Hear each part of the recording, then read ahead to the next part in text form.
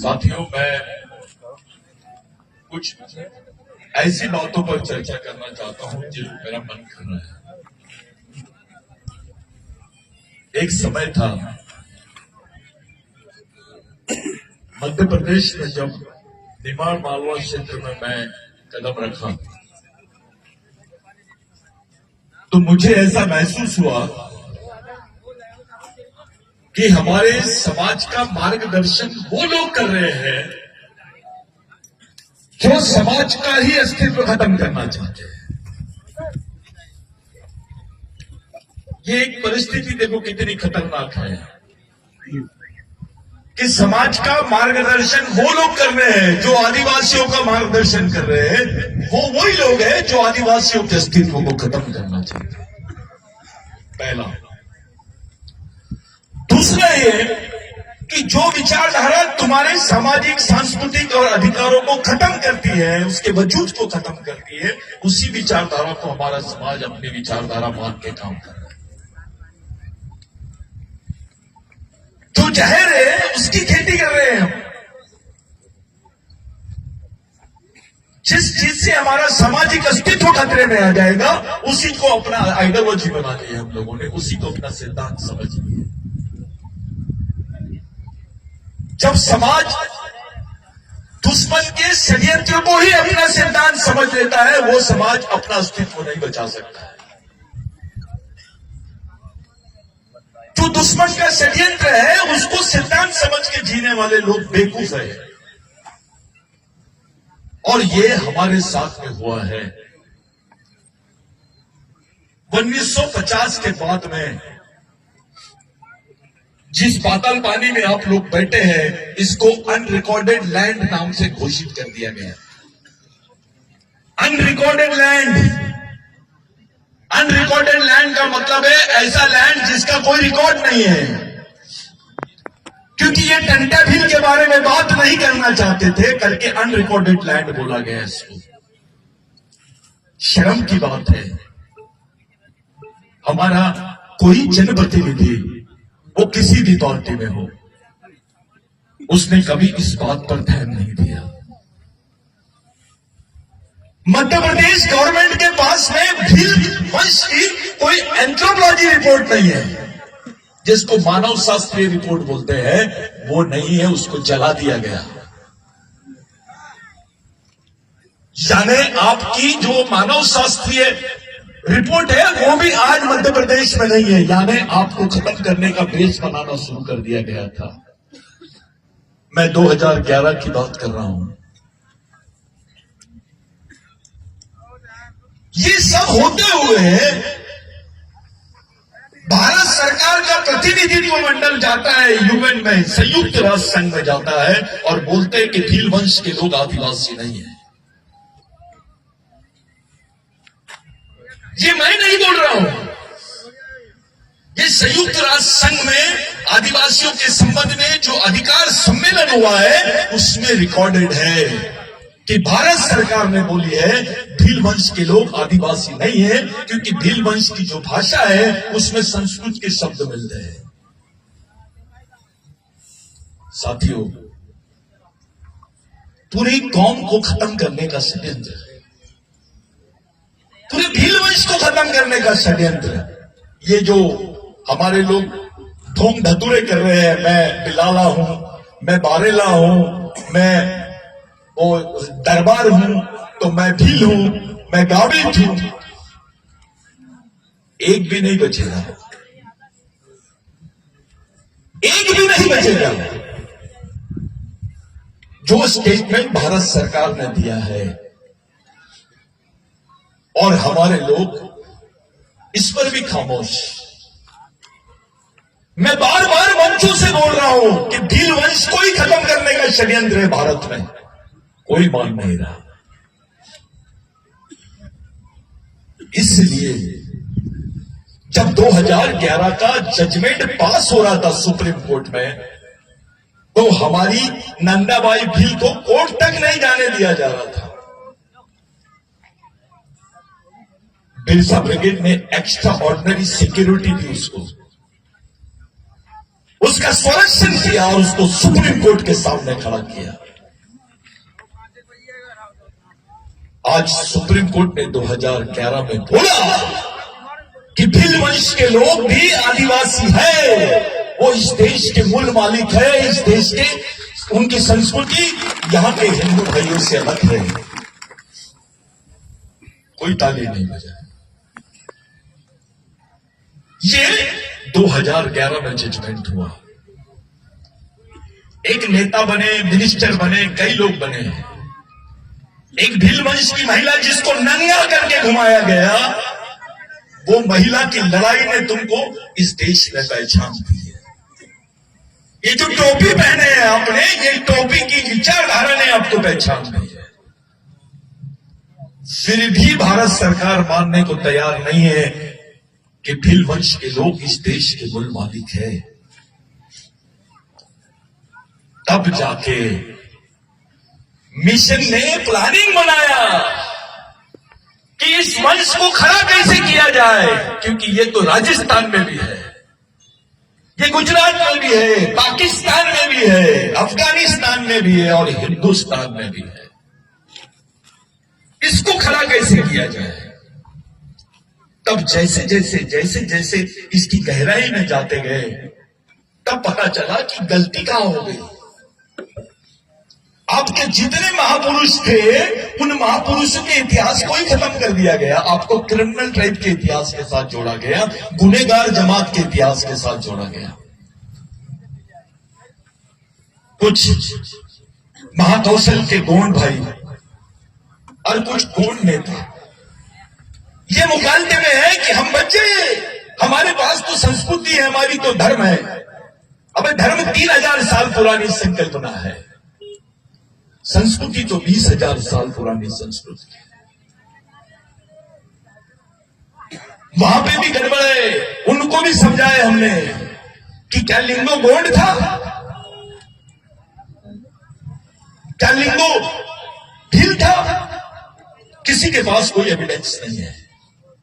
जब लिंगो नाम का व्यक्ति आया इस जमीन पर, तब आपको तो असुर नाम से जानते थे, कोई गोंड और प्रधान और भील और कोरकू नाम से नहीं जानते थे। तो मिशन ने ये काम सह्याद्री में भी किया। वहां महादेव, कोली, वारली, ठाकर, पावरा, ये जो आदिवासी जमात थी, उनमें भी झगड़े थे। फिर वहां पे भी रिसर्च किया मूवमेंट ने, तो मूवमेंट ने पाया कि जो सह्याद्री है, जो सतपुड़ा है और जो विंध्याचल है, ये पहाड़ों का क्षेत्र यानी ही भारत है, जिसको सिंधु राष्ट्र बोलते हैं आप लोग। इसका अंश पाकिस्तान में भी है, नेपाल में भी है, आपके श्रीलंका में भी है। आदिवासियों की जो बात, इस पर जो गहराई से सोचा गया, तब हमको पता चला कि उधर राघोजी भांगरे का वैचारिक मर्डर हुआ है, यहां पे भगवान टंटा भील का वैचारिक मर्डर हुआ है, महाकौशल और मध्य भारत में, इधर विदर्भ में बाबूराव शर्मा के विचारों का मर्डर हुआ है। इनके इतिहास को ही खत्म कर दिया गया। यहां बैठा हुआ एक भी आदमी नहीं होगा जिसका नाम टंटिया होगा। किसी का नाम होगा तो खड़े हो जाओ, बताओ कि मेरा नाम टंटिया है। शाहरुख नाम दिखता है, राम नाम भी दिखता है, टंटिया नाम क्यों नहीं दिखता है? इसलिए नहीं दिखता है क्योंकि इस प्रेरणा को आप तक के पहुंचने ही नहीं दिया। जो मेन पावर स्टेशन था, वहां से तुमको दूर कर दिया गया। जो तुम्हारी विचारधारा थी, उससे खत्म कर दिया गया। तब जाके मिशन ने इस पर रिसर्च किया और भगवान टंटा भील के विचारों को लेकर पूरे देश में काम करना शुरू कर दिया। आज जिस भगवान टंटा भील को यहां के इतिहासकारों ने डकैत बोले, जिस भगवान टंटा भील को यहां के इतिहासकारों ने लुटेरा बोले, और वो देश के बड़े बड़े पदों पर बैठे हैं, उन लोगों को हमने चैलेंज किया और उसके इतिहास को सामने रखा। आपको मैं गर्व के साथ बोल रहा हूं कि अभी संयुक्त राष्ट्र संघ में जब एक ईरानी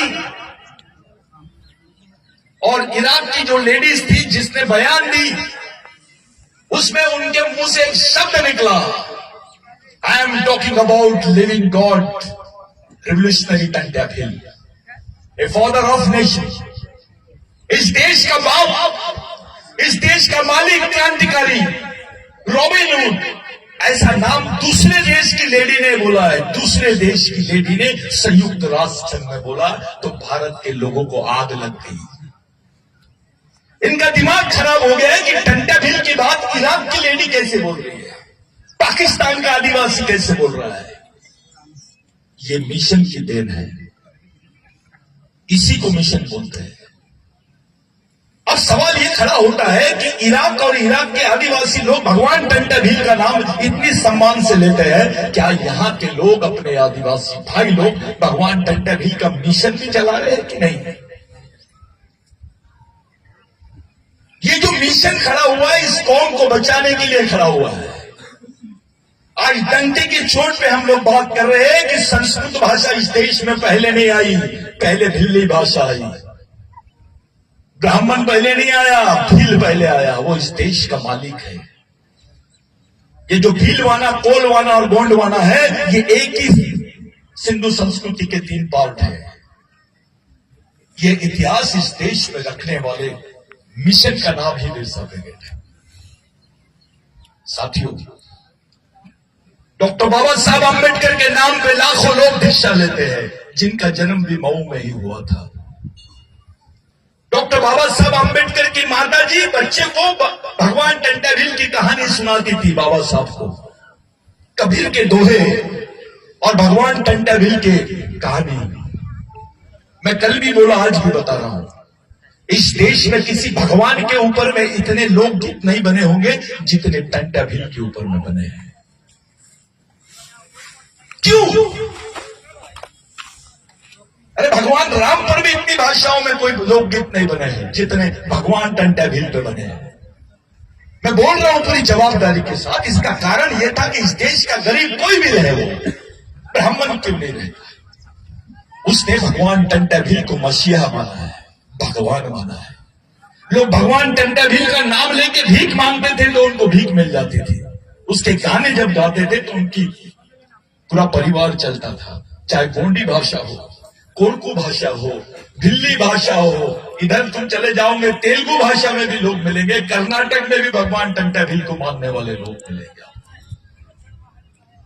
साथियों, ये सब बताने का तात्पर्य ये है कि हम जिस प्रेरणा स्थल पे खड़े हैं, वो प्रेरणा स्थल का महत्व क्या है।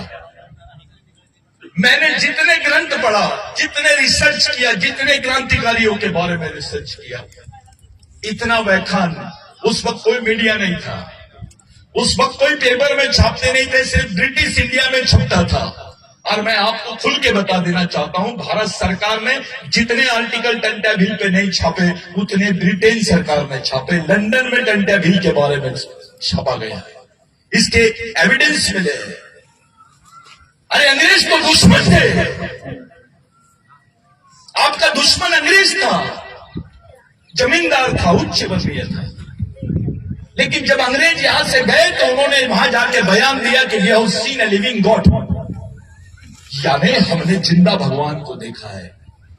वहां के लोगों ने पूछे पार्लियामेंट में कि who is that living God, तो उन्होंने बोला रिवोल्यूशनरी टंट्याभिल, क्रांतिकारी टंट्याभिल।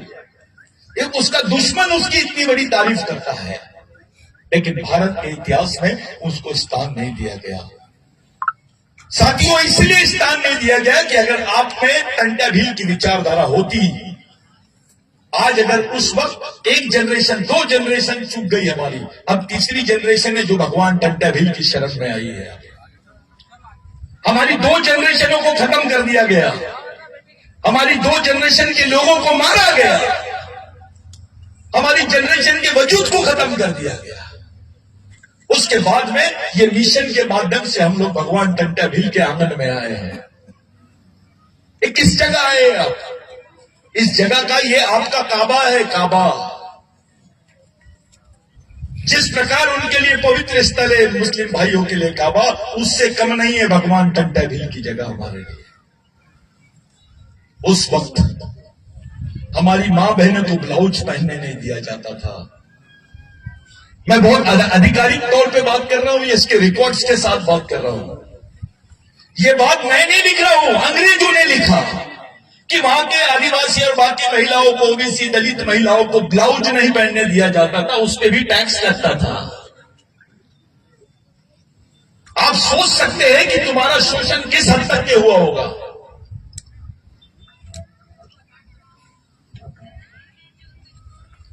ब्लाउज पहनने पे टैक्स, इतना शोषण कौन से समाज का हुआ है। 1932 के पहले जितने आदिवासियों को मारा गया, आप लोग एफआईआर रिकॉर्ड निकाल लीजिए, एक भी आदिवासियों के नाम पर यानी किसी के हक में वो एफआईआर नहीं है, क्योंकि आप तब तक के क्रिमिनल ट्राइब थे। You were the criminal tribe of this country, यानी आप इस देश के गुनहगार जमात थे। आपको मारने पर भी इस देश में किसी पर केस नहीं लगती थी। ऐसा किसी के देश में हुआ क्या? उस लड़ाई को लड़ने वाले भगवान का नाम है टंटा भील। ये जितनी बड़ी बड़ी मूंछ उठाते हैं, मैं तो भील वंश का हूं, मैं तो बारेला हूं, मैं बिलाला हूं, मैं मूंछ दरबार हूं, मैं उसकी मूंछ को पूछना चाहता हूं, अबे तेरे को जमीन का टुकड़ा किसने दिया?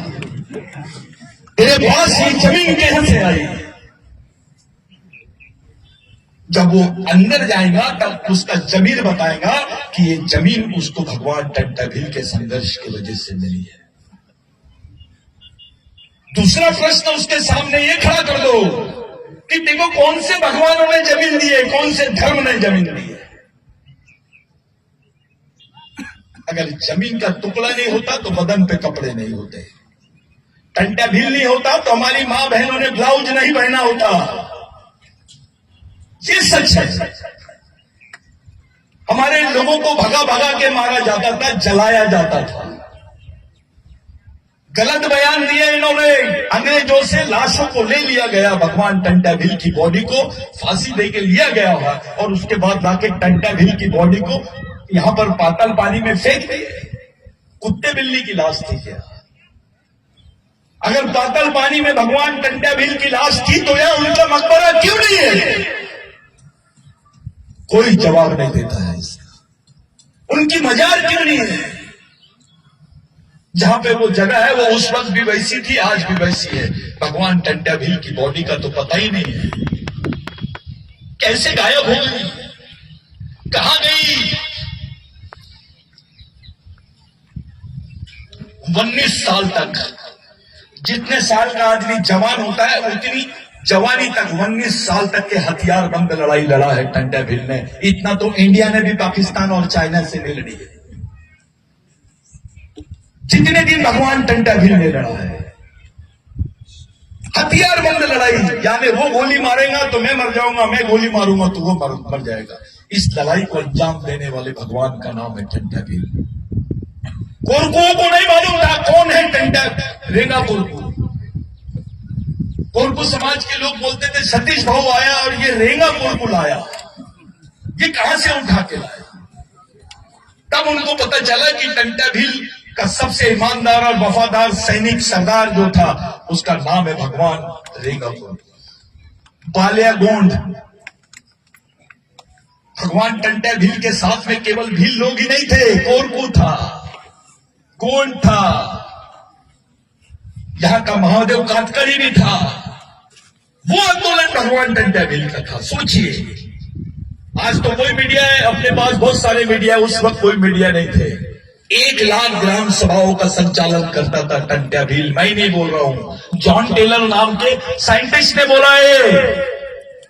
ब्रिटिश इंडिया में आर्टिकल छपा है कि 1 लाख ग्राम सभाओं का संचालन करने वाले भगवान का नाम है टंटा भील। इतनी बड़ी व्यवस्था। टंटा भील के सामने तो यहां पे होलकर एम्पायर भी था, यहां पे बाकी सरकार भी थी, खड़ा खुला उनको सामने आमंत्रण था। इन्होंने आधिकारिक तौर पे बोला है 22,000 हेक्टर जमीन, इतनी 22,000 हेक्टर जमीन और उस वक्त 50,000 रुपए, यानी आज के 50 करोड़ रुपए। इतनी बड़ी जमीन दे रहे थे भगवान टंटा भील को और बोल रहे थे कि इतना पैसा भी ले ले और अपना संघर्ष बंद कर दे, तेरे को अलग एम्पायर देते। भगवान टंटा भील तो राजा बन सकता था, लेकिन समाज के साथ धोखा नहीं किया। अभी बोलो बड़ा किसी को एक मंत्री पद ले ले, एक विधायक का पद ले ले, वो पार्टी नहीं देखता, वो सीधा भगता है। लेकिन भगवान टंटा भील ने क्या किया? इतनी बड़ी राजा हो सकते थे, राजा। ये अगर भगवान टंटा भील ये सौदा कर लेता तो उसके बाद उनको भगवान टंटा भील नहीं राजा टंटा भील बोलते थे। इतनी बड़ी दिल, उसको छोड़ देना। अरे देश का प्रधानमंत्री भी नहीं कर सकता ये काम, और किसी आमा मामा की भी बस की बात नहीं है। ये बहुत बड़ा काम है। भारत के इतिहास में किसी क्रांतिकारी को इतना बड़ा ऑफर नहीं आया, और वो बलिदान आपके लिए भगवान टंटा भील ने दिया है।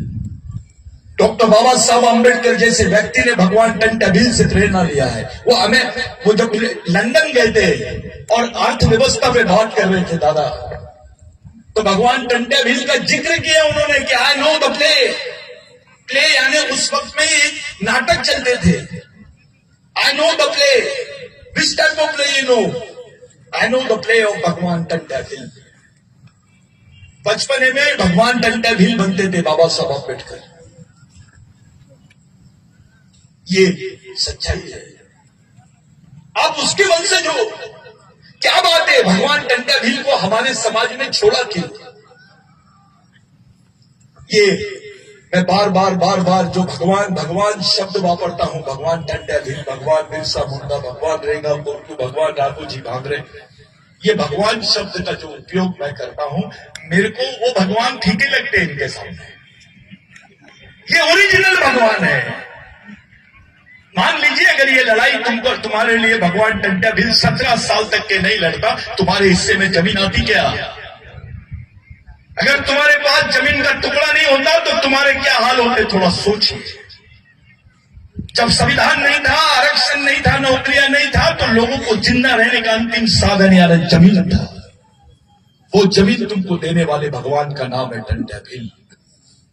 कुछ डेढ़ शाही, कुछ गद्दार मानसिकता के लोग भगवान टंटा भील को भील करके बोलते हैं। अबे भील वंश बोल।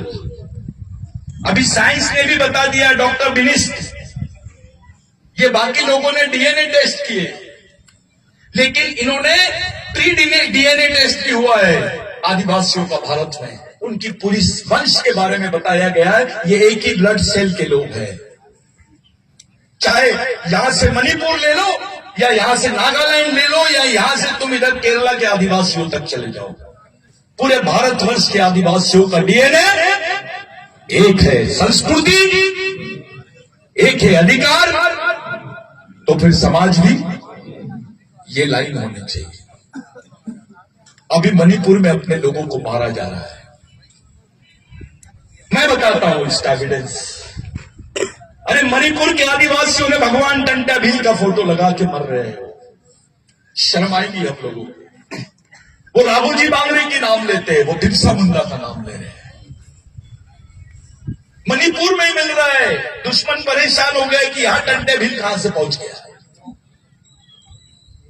कोई मीडिया छाप नहीं रहा है, कोई बात नहीं कर रहे। रोज हमारे लोगों को मारा जा रहा है। अरे कश्मीर में भी इतने लोग नहीं मरे थे जितने बुरी तरह आदिवासियों को मारा जा रहा है। हंसदेव का तो खुला हो गया कि हम अदानी के अंबानी को जमीन देंगे, हम उत्खनन करेंगे, चाहे आदिवासी कुछ भी कर ले। क्यों भारत में आदिवासी नेता नहीं है क्या? तुम्हारी पार्टी बड़ी है कि समाज बड़ा है? लेकिन कोई दौड़ के बचा नहीं रहा है आदिवासियों। लाखों एकड़ जमीन उनकी भगा दे रहे हैं, वहां से उनको हटा रहे, विस्थापित किया जा रहा है। ये खुला नंगा नाच पूरे देश में चल रहा है साथियों। एक तरीके से आदिवासियों के साथ में भारत सरकार ही लड़ रही है। इन्होंने कानून बनाया, लैंड एक्ट, जो फॉरेस्ट कंजर्वेशन एक्ट 2023, इसका पिटिशनर है बिरसा ब्रिगेड। मैं यहां आपको बताना चाहता हूं, वो याद रखो कि इसका पिटिशनर है भारत में एकमेव संगठन बिरसा ब्रिगेड। हमने पार्टी बनाया यहां की सरकार को और सुप्रीम कोर्ट में चैलेंज किया। आर्टिकल 32 के अंतर्गत हमने जनहित याचिका दी और आर्गुमेंट किया और उसको सुप्रीम कोर्ट ने मान्य किया। आज पूरे गवर्नमेंट को नोटिस इश्यू हो गए उसमें।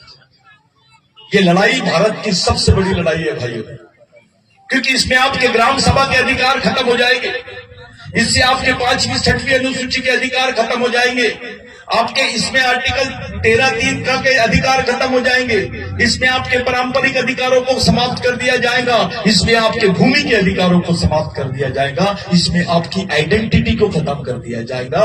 वो कानून इन्होंने बनाया और कोई पार्टी कुछ नहीं बोल रही है, कोई पार्टी इसमें बात करने के लिए तैयार नहीं है।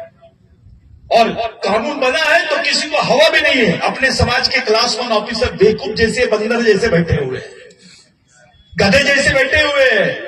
अबे आरक्षण नहीं होता तो वो चेयर में तू बैठता क्या? आरक्षण नहीं होता तो विधायक बनता क्या, सांसद बनता क्या? लेकिन तू जो बैठा है वो तेरे को नहीं मालूम कि तेरे समाज को समाप्त करने का इतना बड़ा कानून इस देश में पास कर दिया गया। ये शर्म की बात है साथियों। ये जो मंच है यहां से पूरे देश में बात जाएंगे, हमारे पूरे देश के आदिवासी समाज। सरकार सुने ना सुने, हमको सरकार से कोई मतलब नहीं है। हमारी सरकार तो अंदर बैठी है, हम उसके विचारों से चलेंगे, उस लाइन को अपनाएंगे तो बचेंगे, उसको नहीं बचाओगे तो नहीं बचने वाले आप। मैं पूरी जवाबदारी के साथ आपको बताना चाहता हूं कि इस लड़ाई को देश भर में कोई संगठन नहीं लड़ रहा है, किसी को बुरा मानने की बात नहीं है। इस लड़ाई को संवैधानिक चैलेंज दिए हैं उन लोगों ने सुप्रीम कोर्ट में, और आप लोग उसके गवाह रहेंगे। आने वाली पीढ़ी हम पे हंसेगी नहीं, हमको हंसेगा नहीं कोई। उस आखिरी लड़ाई को भी लड़ रहे हैं साथियों। ये भारत का संविधान खत्म होगा नहीं होगा ये दूसरा पहलू है, लेकिन भारत के संविधान से आदिवासी खत्म हो जाएगा ये पहला पहलू है। आपको खत्म करने का षड्यंत्र रच रहे हैं। आपके क्षेत्रों में जितने जंगल क्षेत्र है उसमें मिलिट्री लगाने की बात कर रहे हैं लोग, और वो कानून में प्रावधान है। उस कानून में ये प्रावधान है कि जितने आदिवासी क्षेत्र है, जंगली क्षेत्र है, 5वीं अनुसूची के क्षेत्र है, बॉर्डर के क्षेत्र है, यहां पर पुलिस हटाकर वहां पे मिलिट्री रखो। अरे पुलिस रहती है तो आप एफआईआर दर्ज कर सकते, कानून का राज होता है। लेकिन मिलिट्री रहेगी तो आप कैसे बचोगे? वो तो गोलियां ही मारेंगे। और एक कानून है आस्पा, आर्म फोर्स प्रोटेक्शन एक्ट, उसके तहत किसी भी सैनिक के ऊपर कोई कार्रवाई नहीं हो सकती अगर उसने तुम्हारे बहन का बलात्कार भी किया होगा, उसको मारा भी होगा, तुमको तुम्हारे घर भी तोड़े होंगे, तो किसी सैनिक पे कार्रवाई नहीं होती। साथियों, गरीब आदिवासियों के क्षेत्र में सरकार मिलिट्री क्यों भेजना चाहती है, ये सवाल अपने दिमाग में पैदा करो। ये सरकार आदिवासियों को सामना पुलिस के बजाय मिलिट्री से क्यों करवाना चाहती है, इस बात का फैसला करो। जो आदिवासी बच्चा बजरंग दल में काम कर रहा है, आरएसएस में काम कर रहा है, उसने पूछना चाहिए कि मेरे आदिवासी क्षेत्र में मिलिट्री क्यों लगाई जा रही है। क्या बात है कि आदिवासियों के सामने पुलिस को खड़ा करने के बजाय मिलिट्री को कोई खड़ा कर रहे हैं। ये सिविल वॉर की तैयारी है। जो मणिपुर में हुआ, जो कश्मीर में हुआ, 370 को खत्म कर दिया इन्होंने कश्मीर में, अब आदिवासी क्षेत्रों से 371 और 372 को खत्म करने का षड्यंत्र है। मोदी जी को आदिवासियों के प्रति उनके दिल में कुछ नहीं है, उनको भगवान राम की पड़ी है, भगवान की प्राण प्रतिष्ठा करा रहे हैं लोग। दुनिया भर के लोग हंस रहे हैं, अगर भगवान है तो इसकी प्राण प्रतिष्ठा कराने की जरूरत क्या है। हमारे लोगों ने 127 करोड़ रुपए दिए। ये क्षेत्र के निमाड़ मालवा का कलेक्शन है आदिवासियों का, 127 करोड़ रुपए राम मंदिर के लिए। यही कलेक्शन यहां मिल जाता तो क्या होता, इसके लिए क्यों नहीं दे रहे आप? अभी वो भीम ने बोला कि ये जमीन हमारे नाम पे नहीं है। सरकार ने कैसी नहीं दी दूसरों को, ये तो जमीन सरकारी थी। क्या सरकार ने बेची है? ये हेरिटेज है, हेरिटेज, नेशनल हेरिटेज बोलते हैं इसको। यहां की किसी भी जमीन को आप हाथ नहीं लगा सकते। ये हेरिटेज जमीन बेच दी सरकार ने, अपना कोई नेता कुछ नहीं बोला, कोई विधायक को गरज नहीं पड़ी कि भगवान टंटा भील की जमीन को बचाने के लिए कुछ किया जाए। शर्मनाक बात है। डॉक्टर बाबा साहब आंबेडकर की नागपुर में दीक्षा भूमि है, 100 एकड़ जमीन मिली है। जहां पे तुम खड़े हो 1 एकड़ जमीन भी आदिवासियों के हिस्से में नहीं है। यहां पर ये सच्चाई है। इसका मतलब यह है कि जो शासन है उसमें आदिवासियों के सामाजिक प्रतिनिधित्व नहीं है। पूरे मध्य प्रदेश में मेरे को 50 एकड़ जमीन बताओ आदिवासियों को सरकार ने दी होगी, किसी भी पार्टी की होंगी। पिछले इलेक्शन में आदिवासियों को इलेक्शन से बाहर करने का षड्यंत्र रची है, और वो षड्यंत्र रचने वाले बीजेपी और कांग्रेस के दोनों तरफ के उच्च वर्गीय लोग हैं जो आदिवासियों को खत्म करना चाहते थे। और रिजल्ट आपके सामने है। हम इस पे खुल के नहीं बात करेंगे, लेकिन हमारी चुनौती है, जब जब आदिवासियों को आप लोग हटाना चाहोगे आप खुद मिट जाओगे, आपका वजूद मिट जाएगा। अरे हम तो लड़ने के लिए तैयार है, हमको सत्ता से कोई ज्यादा आदिवासियों को लगाव नहीं और कोई उम्मीद भी नहीं है, क्योंकि हम तो शुरू से लड़ रहे हैं। एक षड्यंत्र अपने पूरे समाज के साथ चल रहा है। साथियों, आप लोग पढ़े लिखे लोग हैं, मेरे को खुशी इस बात की है कि जिस भगवान टंटा भील को इन्होंने डकैत बोला, उसी की सामाजिक सांस्कृतिक दीक्षा लेने के लिए यहाँ ग्रेजुएट और पोस्ट ग्रेजुएट डॉक्टर इंजीनियर लोग बैठे हैं। आज ये दृश्य है, इसको मिशन बोलते हैं। इस समाज का पढ़ा लिखा आदमी आज भगवान टंटा भील के विचारों पर विश्वास करता है, और ये लोगों ने प्रचार किए थे कि वो डकैत है, ताकि तुम लोग उनके विचारों को समझ ना सके, उनके इतिहास को समझ ना सके, आपका अस्तित्व खत्म हो जाए। यही काम रेंगा कोरकू के साथ किए, यही काम बाबूराव शर्मा के साथ न किए, यही काम इन्होंने राघोजी भांगरे के साथ में किया।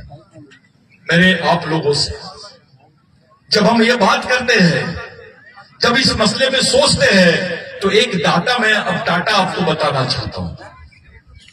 इसके पहले महाराष्ट्र की मध्य प्रदेश की विधानसभा में एक क्वेश्चन गया, और क्वेश्चन क्या गया बताता हूं। मध्य प्रदेश से, अकेले मध्य प्रदेश से 50,000 आदिवासी लड़कियां गायब है। क्या बोला मैंने? कितने हजार आदिवासी लड़कियां गायब है? 50,000। किसी नेता को इसकी फिक्र नहीं है।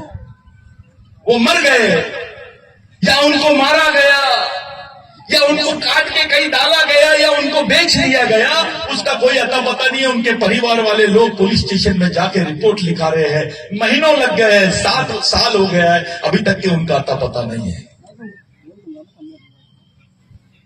और फिर भी अपने समाज के लोगों को मंदिर बनाने की चिंता है।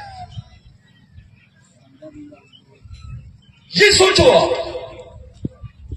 ये लाइन पर बात करो कि ऐसा क्यों हो रहा है? 50,000 आदिवासी लड़कियां गायब है और समाज चुपचाप बैठा है।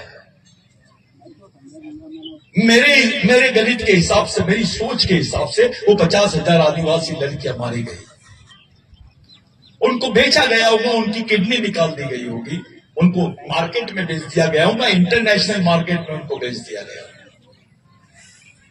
उनका कोई अता पता नहीं है। क्या लग रहा होगा उनके माँ बाप को, उनके भाई बहनों को क्या लग रहा होगा? वो भील होंगी कि गोंड होंगी कि कोरकू होंगी कि बिलाला होंगी कि बारेला होंगी, क्या होगी वो? सच्चाई तो ये है, वो आदिवासी है। तब भी कोई बात नहीं करे। इतनी बड़ी घटना हो जाती है और समाज चुपचाप कैसे है भाई? ये तो समझ के परे है। 50,000 आदिवासी लड़कियां, तो उच्च वर्णीय आदि लड़कियों को, उच्च समाज की लड़कियां अगर गायब हो जाती है तो देश में, दिल्ली में कैंडल लेके मार्च हो जाता है। होना भी चाहिए, वो भी हमारे बहन है। लेकिन यहां तो 50,000 गुम गए, पता भी नहीं चला। मणिपुर में मार रहे अलग, गढ़चिरौली में मार रहे अलग, छत्तीसगढ़ में मार रहे अलग, उड़ीसा, झारखंड, उधर आसाम में मार रहे वो अलग, और यहां तो गायब ही कर दिए। क्यों नहीं बात की है समाज ने? पूरे इलेक्शन भर में बिरसा ब्रिगेड ने एक ही काम किया, खुले तरीके से हमने किसी पार्टी का साथ नहीं दिया। हमने अपने लोगों को सामने किया और इन प्रश्नों को सामने ले जाने की कोशिश की। साथियों, कुछ लोगों का आरोप है कि बिरसा ब्रिगेड के लोग बहुत ज्यादा कांग्रेस को मदद करते हैं, बहुत ज्यादा फलानी पार्टी को मदद करते हैं। मैं आपको बता देना चाहता हूं, अगर बिरसा ब्रिगेड ने कांग्रेस को मदद किया होता तो बीजेपी की गवर्नमेंट नहीं बनती, बिरसा ब्रिगेड के मार्फत कांग्रेस की गवर्नमेंट मध्य प्रदेश में बनती थी। यह सच्चाई है। जो इनके उच्च नेता है उनको सब मालूम है। उसकी एडवांस रिपोर्ट बिरसा ब्रिगेड के ऑफिस से भेजी गई थी कि आपकी ये हालत होने वाली है। ये हरे मैं सब इतने लोगों के सामने खुल के बोल रहा हूं क्योंकि ये मिशन का बहुत महत्वपूर्ण प्रोग्राम है। यहां पे हर चीज आपको मालूम होनी चाहिए। पहले ही बता दिया गया था कि आपने बिरसा ब्रिगेड को अलग रखने की कोशिश की, आरएसएस का आपने साथ दिया, कांग्रेस के भी लोग, वो लोगों ने भी ये काम किया। जहां हमको कुछ करना था हमने कर दिया, जो हमारे को डिसीजन लेना था हमने कर दिया। रिजल्ट आप लोगों के सामने है और आने वाले समय में भी बिरसा ब्रिगेड अपनी बातों को ओपन नहीं करेगा। सिर्फ समाज के पक्ष में काम होगा, आरटी पार्टी और नेता के पक्ष में काम नहीं होगा। जो हमारे समाज के साथ में रहेगा, जो हमारी लड़ाई में हमारे साथ खड़ा रहेगा, उस पर विचार किया जाएगा। आप लोग विश्वास रखो, आपकी किसी भी मेहनत के साथ में किसी भी टाइप का धोखा नहीं होगा। मिशन एक सही डायरेक्शन में जा रहा है। कुछ लोग मिशन से नाराज है, आपस में झगड़े कर रहे हैं, कुछ कार्यकर्ताओं में आपस में ऐसा मेल मिलाप नहीं हो रहा है। ये अच्छी बात नहीं है। ये हमारे लिए सबसे घातक चीज है। ये हमारे अस्तित्व को बहुत बड़ा चैलेंज है। मेरे भाइयों, मेरे लिए, आप तमाम लोगों के लिए आज का दिन इतना महत्वपूर्ण दिन है। उधर मत देखिए आप, ये आएंगे जाएंगे, ये हॉर्न की तरफ मत जाइए, आप इधर ध्यान दीजिए। 3 बातें ध्यान में रखो। एक, हमारा जो कैडर है वो कम नहीं होना चाहिए। हमारे ओपन कार्यक्रम, जो खुले तौर पे अपन कार्यक्रम लेते हैं, वो कार्यक्रम भी ज्यादा नहीं होने चाहिए, वो कार्यक्रम कम होने चाहिए और ज्यादा से ज्यादा जितने कैडर्स है वो अंडरग्राउंड होने चाहिए। कैडर की सबसे ज्यादा संभावनाओं को बढ़ाओ। दूसरी चीज, हमारे तरफ जितने भी लोग हैं, जितने भी मास्टर कैडर्स है, मैं उन लोगों से विनती करता हूं कि अपने आप को नेता समझने के बजाय समाज का नौकर समझ के काम करो। अगर आप समाज का नौकर बन सकते हो तो आप कैडर हो। आप समाज का, यानी किसी गरीब आदमी का भी आपने अपने आप को नौकर बोलना है। ये वास्तविकता को समझते हुए मिशन में काम करो। मिशन में कोई आदमी नेता नहीं होता, कोई बड़ा नहीं होता। मैं हूं, आज मैंने गद्दारी किया तो मेरे को भी मार के भगाओ, ये मिशन है। और मिशन ये है कि एक मर जाए तो 100 पैदा होना चाहिए। इन्होंने भगवान टंटा भील को मारा, बक्सा मुंडा को मारा, राघोजी बांगरे को मारा, बाबूराव शर्मा के को मारा। ये सैनिक जो मरे हैं वो पैदा होने चाहिए, इसलिए तैयारी चालू है। आप लोग आज के दिन, मैं खुशी की खबर देना चाहता हूं। जैसे भैया ने खबर दी है, मैं आपको बता देना चाहता हूं। जो गुजरात बॉर्डर पे पाकिस्तान का बॉर्डर है, उसको क्या बोलते हैं आप? गुजरात बॉर्डर पे जो पाकिस्तान से लगा हुआ बॉर्डर है, कच्छ भुज बोलते हैं उसको। मैं खुशी की खबर दे रहा हूं, आज भगवान टंटा भील की जयंती वहां मनाई जा रही है। अब सवाल ये खड़ा होता है